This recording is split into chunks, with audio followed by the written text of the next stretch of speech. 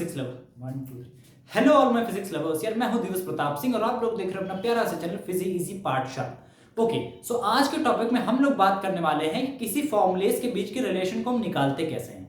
हमारे 9th 10th 11th 12th में ऐसे बहुत से पार्ट सेक्शंस हैं जिसमें हमको दो फॉर्मूलेस को यूज करके ना बीच में एक थर्ड फॉर्मूले को लाना है। मैंने भी बहुत सारे ऐसे क्वेश्चंस देखे हैं और बहुत सारे फॉर्मूलास को डिराइव भी किया है। ठीक है, तो आज आप सिर्फ मुझे 5 मिनट दो, अपना प्रेशियस टाइम दो 5 मिनट का, और मैं सिखा दूंगा कि किसी दो तरीके के फॉर्मूलेस को हम मिला करके एक नया फॉर्मूला बना कैसे सकते हैं। ठीक है, तो बस एकदम शांत से बैठ जाओ और अपना 5 मिनट के लिए रेडी हो जाओ। चलो स्टार्ट करते हैं।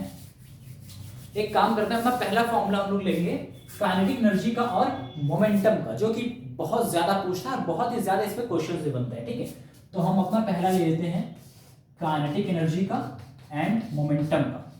ठीक, इसी से हम स्टार्ट कर देंगे। ठीक है, चलो यार प्लीज स्किप मत करना वरना बोरिंग लगने लगेगा, आप लोग भी कहोगे यार क्या ही बोरियत पढ़ा रहा है और चले जाओगे। ठीक है, तो बिल्कुल स्किप मत करो, इसको ध्यान से देखो। तो काइनेटिक एनर्जी की बात करते हैं तो इसका फॉर्मूला हो जाता है हाफ एम वी स्क्वायर। ठीक है, यह हमारा बन गया फर्स्ट इक्वेशन। दूसरा इक्वेशन मोमेंटम का, अच्छा मोमेंटम का क्या होता है, P is equals to M V, ये बन गया हमारा दूसरा इक्वेशन।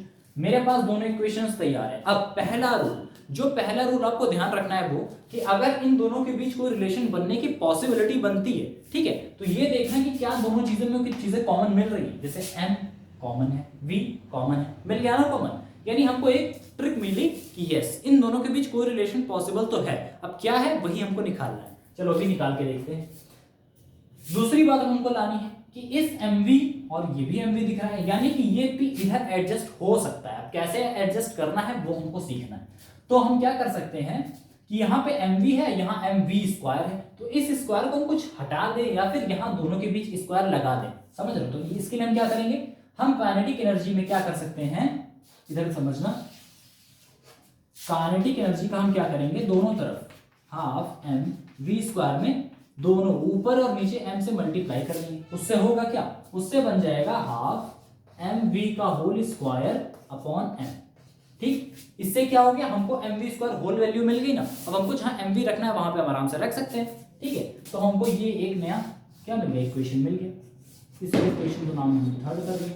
अब हम क्या कर सकते हैं, एम वी यहाँ पे एम वी यहाँ पे, ट्रिक मिल गई ना, यानी एम वी और यहाँ पे एम वी, हम इस p को डायरेक्ट यहाँ पुट कर सकते थे। अब हमारा जो फॉर्मूला बन जाएगा वो बन जाएगा हाफ एम वी की जगह हम लिख देंगे p स्क्वायर अपॉन m।